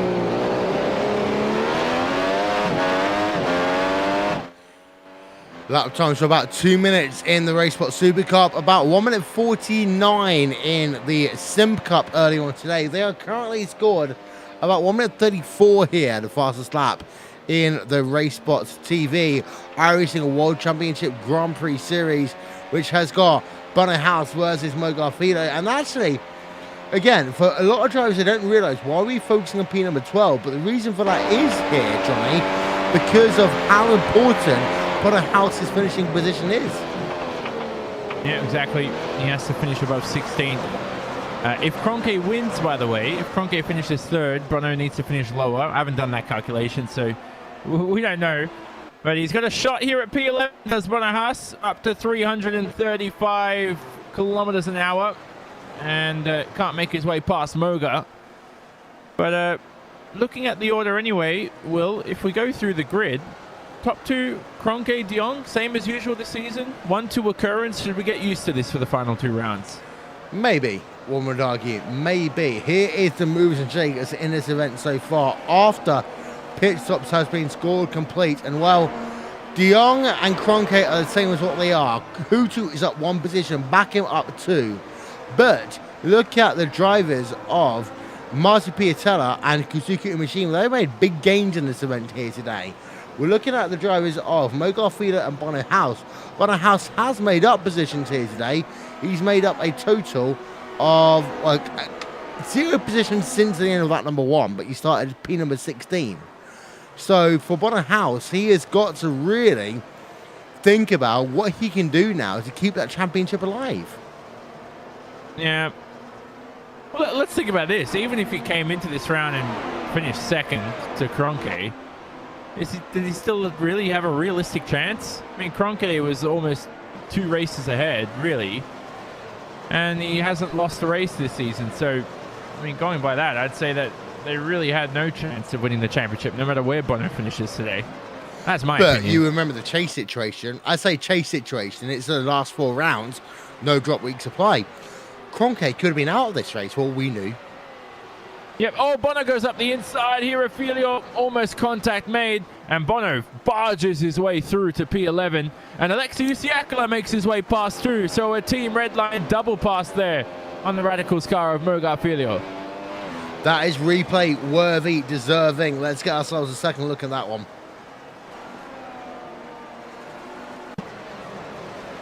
Let's ride on board then with the driver of Mo Garfila from the rear. And then check out the driver of Bono House.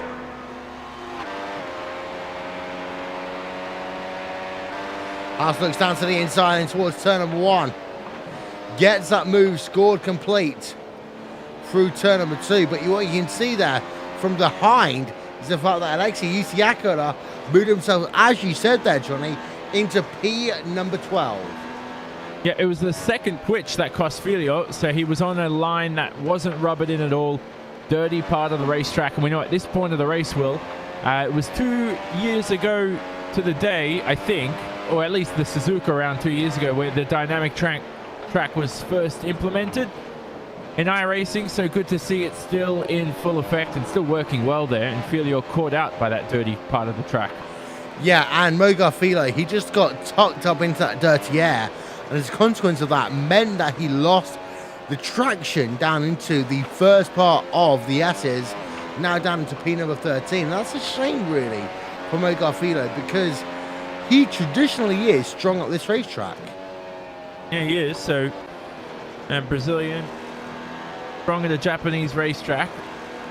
Do combinations where you start to think of Ayrton Senna and all the history he's had here.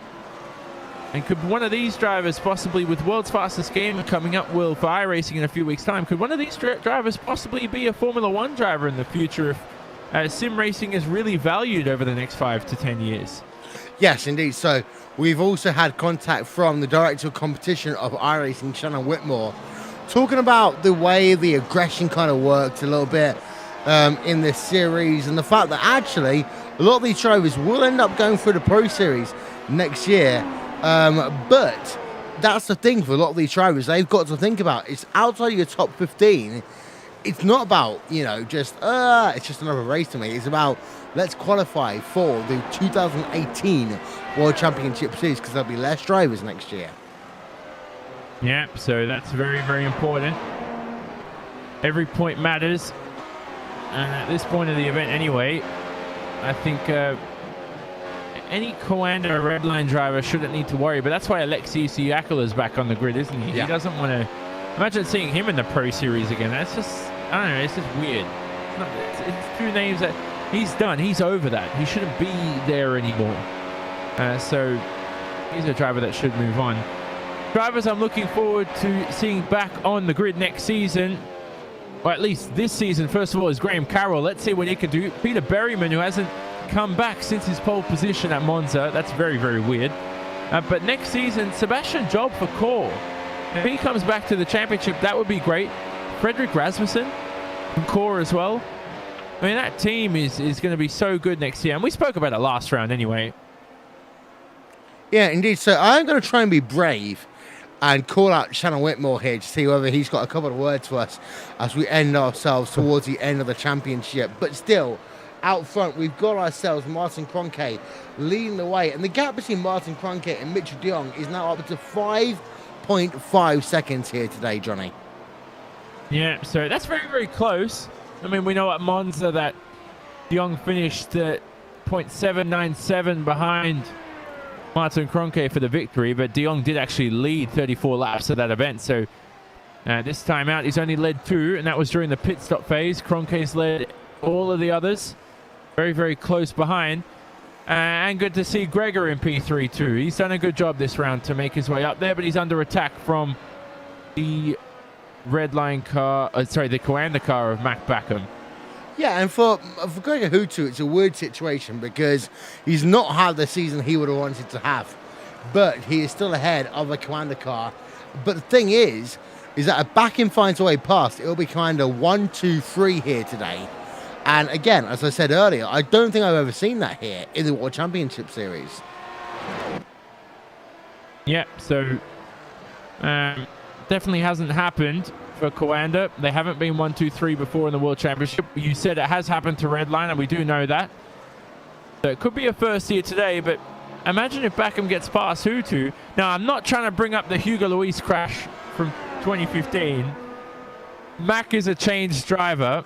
Yes. Although we do remember what happened at Indianapolis 2 weeks ago. We got him the race suspension. When I get to the Casio Triangle in the braking zone, I'm getting nervous. Mac Backham, though, incredible talent, good sense of humor, good guy, and future world champion, I'd say, if he keeps on improving. The thing for me, though, about this event is the fact that for Hutu, he seems to just be hanging on for me. It's like he doesn't really want to push it that much anymore. He's looking to 2018, not looking to getting race wins, getting himself podiums, etc. And I think Backham can see that in the way he's driving this racetrack. Yeah. That's a good thing you bring up too. What is their motivation now to end the season? Because are they trying things differently? Are they taking more risks? Surely they have to be trying to find something with the setups, even just with how you drive this car, that may work. And you want to beat Coanda fair and squarely too. You don't want to get secret access to their data, which would be illegal anyway. So, Gregor, set yourself up for next season. But is he going to be racing next season? I mean, we don't even know. Some people tip him for retirement. I don't think so. I think he's still up for it. I don't think age really matters. I mean, yeah, okay, he's 37, but age at the moment, and he's celebrating his 38th birthday at the end of this month. The issue for Hutu this year, in my opinion, is that he's currently scored in number 11 in the championship. That's not a thing that most people are expecting to be in, but also remember the fact that Hutu didn't compete in certain rounds of the championship. So for Hutu, this is a case of this is my rebuild. It is, and this will be the first season he's actually never won a race. So, I mean, no one's won a race though, apart from Kroenke. So yeah, so that's my point. Is that this is very unlike Gregor. Am I right now, that after this race, that Kroenke will extend the biggest winning streak over Hutu though? Because of course this will go back to the end of last year into this year. And Kroenke's getting close, if not. Oh, man, Backham side by side there with Gregor Hutu. And Backham moves himself up to the third place, but at the expense of Gregor Hutu. Oh, well, every time we've had contact, every time we've had battles, there's been contact. Does Hutu have terminal damage? No, he continues, albeit in the 6th position. And that is a Coanda 1, 2, 3. And that's the last thing Mac Backham needed returning from a race suspension.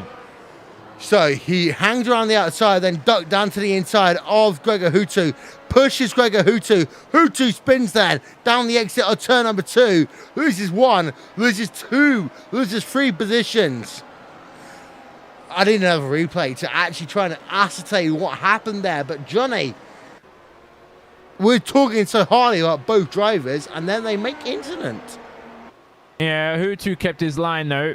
You don't want to be out on that curb there because it's so short. It can beat your car. So I think it really was Mac that needed to give more room. We don't know if any of them have severe damage right now. Because if they do, and if Backham has damage as well, it could allow Prix Schotters a shot here at P3. Yeah, here's a look then as they come into the incident area. Here's Hutu on the outside line. There's Backham on the inside.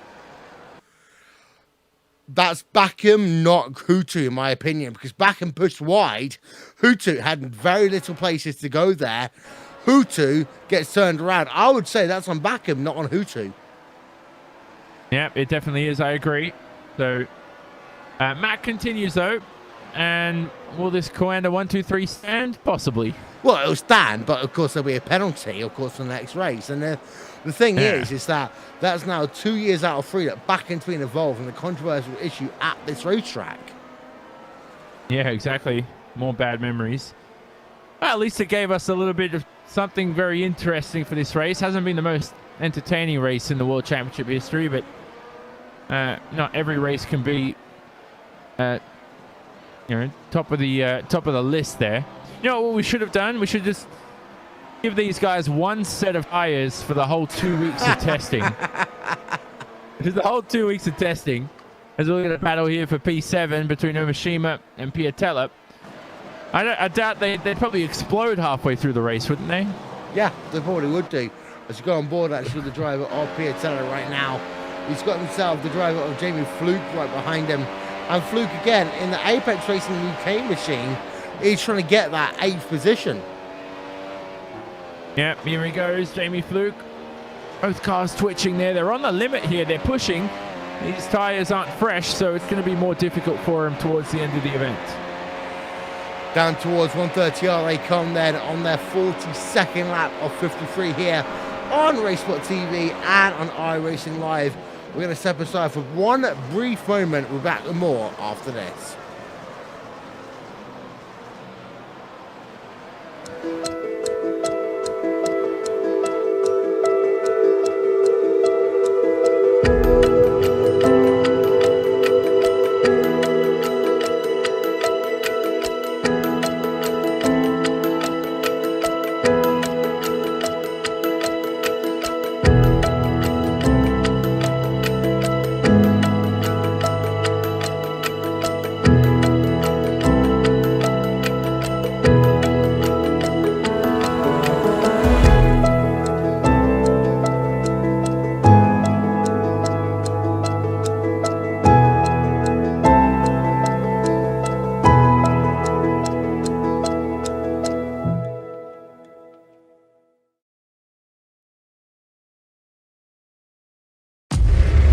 iRacing, you wanted the best, you got them for abreast. Often imitated, never duplicated. The greatest show on dirt, the World of Outlaws.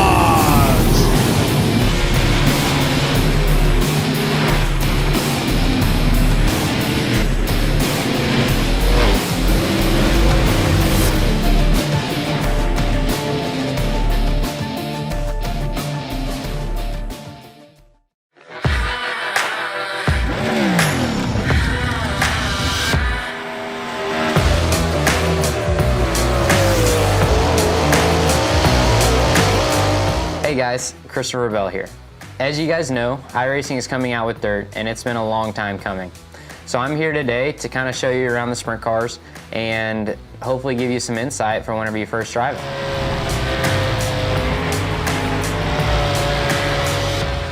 So here we are at Williams Grove, gonna go out and make a couple laps in the 410 wing sprint car.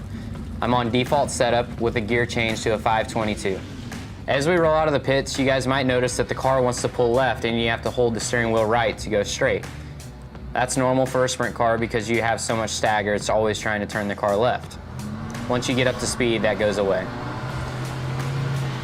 Going down the straightaways, Williams Grove has really long straightaways and really tight corners. The big wings on the sprint cars, it always wants to pull you left into the corner, so it doesn't take much steering wheel input to get the car into the corner. A big key for the wing sprint cars is that they always like to go straight. They don't like to be too sideways. So the less steering wheel input you can have and the straighter you can keep the car, the faster you'll go. As the track slickens off, you'll be able to play with the setup to get the car driving even straighter yet. And that's a couple laps around Williams Grove. So here we are at Eldora Speedway. I'm on baseline setup with a gear change to a 511. As we roll out at Eldora Speedway, one thing that you'll notice is that the corners are really sweeping and it's almost a circular shape. The big thing about Eldora is just keeping that steering wheel straight. The straighter you keep the wheel and the less steering input that you give the car, the faster you'll go. The fast line around Eldora will be right around the inside wall in the corners and then with a big arc towards the outside walls down the straightaways. Then once the track slicks off, you'll be able to follow the groove up towards the outside wall, where the famous Eldora High Line comes into play.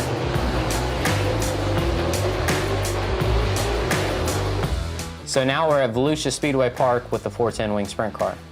I'm on baseline setup with a 511 gear, the same as what we ran at Eldora.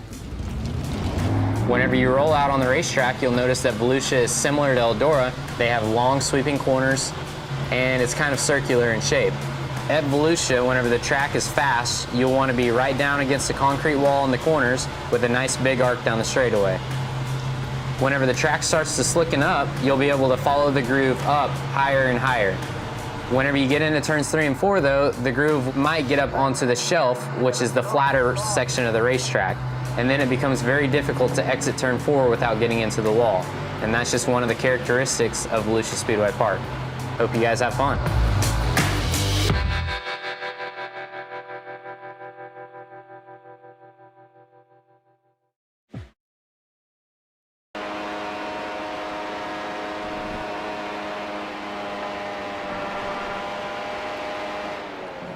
On board with Jamie Fluke then as he versus Marty Piatella, P number 8 in this race here today. And Johnny, well, that's the thing we've been seeing, not at the front of your field, but down in your mid-pack, people realizing that if they're going to get themselves into next year's World Championship Series, they need to make passes. They do. They have to. Every pass, every point matters towards the end of this race. And we're watching through RaceSpotTV side by side on iRacing Live. We're watching the battle between Umeshima, Piatella, Jamie Fluke. And Jamie Fluke, rookie in this series. He was someone who had to go through the Pro Series. The same for Marcus Jensen. Schotthorst, also a rookie in this series. So those three all out and away. And technically, by the way, Will, as much as we've known Mac Backham for many years, he's technically classified as a rookie this year too. Yes, indeed so. But actually what I was thinking about is the fact that Jamie Fluke in that Apex Racing UK machine cannot find a way past Marty Piatella in that number 96 even, for the SimSports machine. Yeah, so just looking into Spoon, such a tight corner, it's not really an overtaking spot. Your other best overtaking spots are into the braking zone of the Casio Triangle, turn 1, the hairpin, and I mentioned the entrance to Spoon, although it's very, very difficult. He's very close here though, Will, look at this. He's in the slipstream. Is he going to have a look into the hairpin? No, no chance. But look at the lockup though from Marty. Yeah, and Marty actually gets a bad run for the exit then of the final corner. Jamie Fluke to the outside. Can he use ERS and DRS? For some reason, the driver of Marty Piatella will have DRS available for him because there's 1 second between himself and a lap down car, and that will label the driver of Marty Piatella to stay in P number 8 for the time being. Piatella, good job here today, moving himself forward, but for Jamie Fluke, he needs to be patient and allow Piatella to fall out of that DRS range and then go for the move. Yeah, exactly. So he has to sort of force Piatella offline. I mean, Piatella, I think, is out of DRS range now. He's fallen to within over a second behind Umeshima, so now may be the right time, as you say. But he's still within 4/7 of a second of the driver of Marty Piatella. Piatella currently scored in that 5th position on track. Piatella is still within 1 second of the driver of Kazuki Umeshima. Umeshima all the way up into 7th place here today. And again, we said that Radicals can make the track work for them. Last time out, they got qualifying sorted and then they sucked in the race. Today, it's almost the opposite. Yep, so good stuff from Radicals, and good stuff for Mishima at his home race too at Suzuka, and this would be his best result actually at Suzuka in his career. So we also know Motegi used to be on the calendar until this year as well, so Japanese drivers have had a lot of home rounds, but at Suzuka anyway, this will be his best result, Kazuki Mishima, in the World Championship. There is Kazuki Mishima right on board of him. The gap between himself and the driver behind, that is Marta Biatella, and it is 1 second on track right now. Lap number 47 off 53 here today. The thing is, the closing battles we have going on, there aren't many of them here, Johnny, but, you know, there's still one or two that needs to pay attention to, and actually, this is the biggest one. P number 6, 7, 8, 9, and 10 on track. Yep, they're all very close. One of those fallen back quite a bit, so I don't know if that long pit stop he had earlier, if he's got damage that's hindered him most of the event, but good to see him in the top 10. He's ahead of his teammate Alexius Siakala. This is a very good battle here as well. And don't forget Mogar Filio in 14th. Behind him, Stephen Michaels, Ilkka Happala, two drivers also fighting away. We're on board with Jamie Fluke right now as he exits the hairpin down towards Spoon Curve. Fastest lap, 1 minute 33.605. That is actually, get this, half a second slower almost than Martin Piatella ahead of him. How can you expect to pass a driver when you're that slow compared to them, one would argue? But again, that is the fastest lap, not the average lap or the lap they are doing right now. For the driver of Jamie Fluke, he is battling his hardest as they come down into 130R right now. Not able to do anything between that battle, but Alexius Siakala is still trying to hunt down the driver of Bonner House for P number 10. Yep, he is. I don't think they'll make too much of a move there. Bono is mainly still going because for Bonner prize House are the money. same team, aren't they? Yeah, they're the same team, so that's what I'm thinking. And Bono's going for prize money too. Everybody in the top 10, isn't it, in the World Championship will get some form of prize or award. Kroenke will get that big paycheck, which will hopefully be $1 million next season. I know iRacing's planning on that. No, I'm putting them under the pump. But yeah, I think the red line cars anyway, just focus on seeing if they can get ahead of Fluke. And just remember, drivers get feisty come the end of the event. You know, it's been a very slow event for most of these guys. They've been stuck behind a lot of other drivers, so it's not going to be easy. Remeniek has spun, by the way, and that's at 130R, and I think Megalic is also involved, possibly. Let's get a replay if we can there with Banis Remeniek, and well, here's him going very slowly down at the triangle. Replay that one.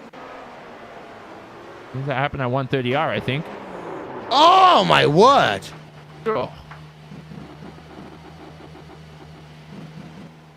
So what's happened there? Megalic has just slowed down at 130R. He's had some form of issue, possibly, or he's letting Remeniek through.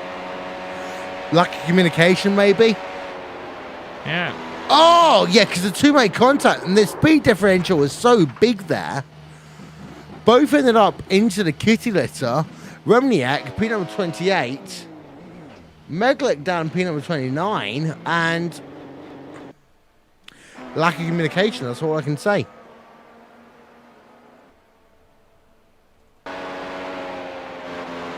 Bedo is currently, who was scored as very close behind Diego Oliveira, but has got himself ahead of Oliveira for the time being.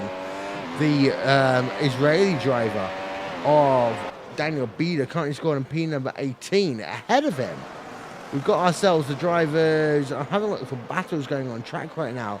Closest battle is the one going on between Jamie Fluke and Bonner House and Alexius Siakala, and that is for P number 9, 10, and 11. Yep. They're still continuing away, aren't they? And Megalic also received a penalty. Whoa! Fluke almost lost it. He's done that a few times this race, Will. And Fluke there, clumsy, just on the straight. Oh, boy, that was close on the run down to Spoon. Replay up for him.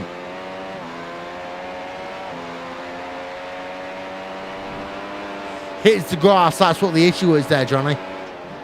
Yeah, he's just on the straight. That's not really a corner. I mean, it's just full throttle, easy. Just lost a bit of concentration there, Jamie.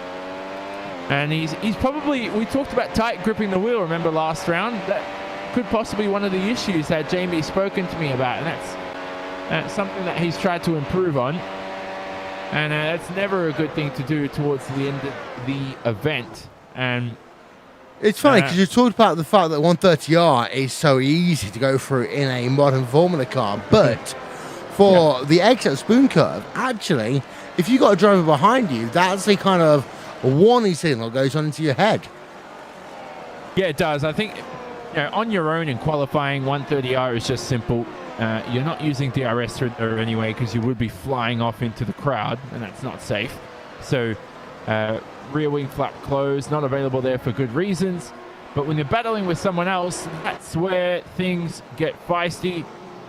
That's where you have to be spatially aware of the drivers around you. Safety first, as our race steward Shannon Whitmore likes to say, and reminds these drivers before every event. Here's the scene of the incident for Jamie Fluke. Continues this time around unscathed.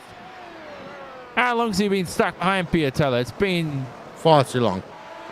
An abundance of laps. And there's only 3 laps remaining too, so he'll be bittersweet celebration that the race is over, but not the fact that he could get past Piatella. Especially the fact that Jamie Fluke is currently scored in 9th place on the racetrack, Piatella in 8th, but also the good thing for the likes of Jamie Fluke is that Bonner House has scored in 11th place in this event so far, as we head ourselves now down to 2 laps to go for these drivers. But I would say that, again, we haven't talked about Martin Kroenke all race long, but Martin Kroenke, again, has done all he needs to do. He's got a gap of 4.6 seconds ahead of Mitchell de Jong by nowhere.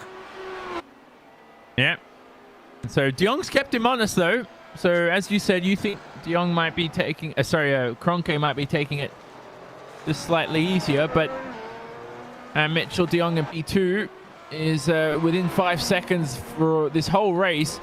And so Kroenke, you mentioned before about his win streak. If he wins every race this season, along with the final round of last year, that will actually match Gregor Hutu's career, the all-time record win streak. Yep. So that's important. By the way, just quickly to add in, Marcus Jensen in 5th position. Career high result last time at Spa with 5th.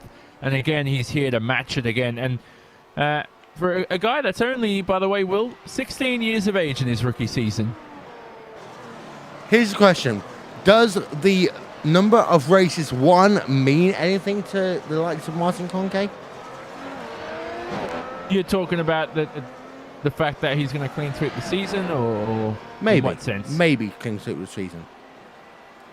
Maybe, that's certainly a record. I mean, you ask any sport, I know you hate them, but you ask the Patriots when they went 16-0, you ask the Golden State Warriors 73-9, they didn't win the World Championship. But in motor racing, it's different. If you win every race, you win the championship. There's no playoffs, there's no finals, there's no the chase for the cup. I think it does matter, and I think it will just assert his dominance. So as we look at this battle here between Billy Michaels and Harpala to end the race with 2 laps remaining, it definitely will matter, Will. Trust me. Kroenke is a secret affection for this kind of stuff. We are towards the end of the motor race, and here is Martin Kroenke. He leads away, coming towards actually the white flag lap of this motor race here today. And Martin Kroenke, again, has been unstoppable. 4.5 seconds over Mitchell de Jong as he'll take the white flag this time by. Yeah, that brilliant race from Martin Kroenke. And he's led every lap at 2, and those 2 were led by de Jong during the pit stop phase, but de Jong's still within 5 seconds, as we mentioned, keeping him honest. But what a race it's been for Martin Kroenke, and this will be 10 out of 10 in 2017. Martin Kroenke then onto the white flag lap here at Suzuka. He has won every single round of the championship so far, but the important thing is he will win again here today unless he makes a big mistake, and we don't expect him to do that one. But Martin Kroenke, He may well not take part in World's Fastest Gamer, but he has been a big part of the 2017 iRacing World Championship Grand Prix Series. He has led about 95% of the laps, and we go on board with him then as he finishes his race at Suzuka.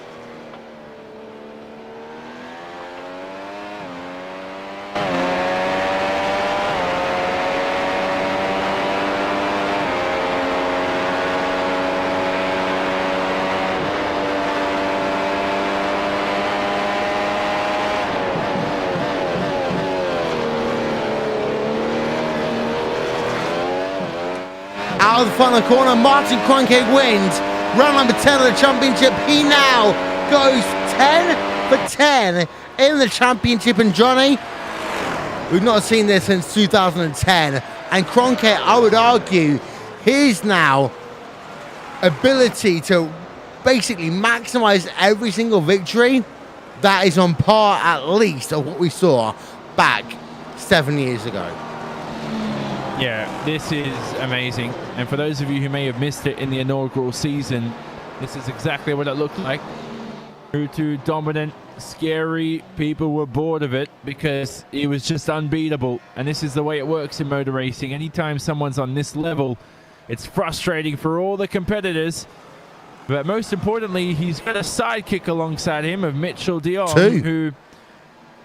and Mac Backham in P3, I should say, as well, on the podium. Coanda 1, 2, 3 for the first time this season, although Redline won't be happy, I'm sure, with Mac Backham up there in P3 because of the incident with Hutu. But good result nevertheless for Mac. A result is a result at the end, and actually what I would say is that for Coanda to get 1, 2, 3 in this series in round number 10, they've got to be happy with that one. Yeah. Wow, incredible stuff. Coanda, team of the season by far. Yeah. And Kroenke's been a great leader for them, so good stuff. As the rest of the field starts to cross the line now to win the race. By the way, Daniel Laurent was black flagged on the final lap, unfortunately, so his race was done from P26. Martin Kroenke does lead the way for a Coanda podium 1, 2, and 3. Team Redline in 4th place, with the driver of Marcus Jensen in 5th for Apex Racing UK.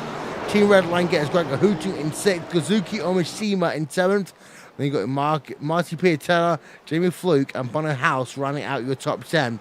The championship will go down to the next race at the Nürburgring, but we know that it's a case of show up and win it for the driver of Martin Kroenke. There's the remainder of the results up on your screen right now. Alexi Yusuakada in 11th place, with Antoine Hegelin in 12th. Yuji Saito and then Mogar Philo and Ilka Hapada round out your top 15 as the remainder of the results come up on your screen as we speak. He says, we will step aside for one moment here, ladies and gentlemen, on RaceSpotTV and on iRacing Live. When we come back, it'll be time to talk to drivers who came home high after Monza here on RaceSpotTV and on iRacing Live.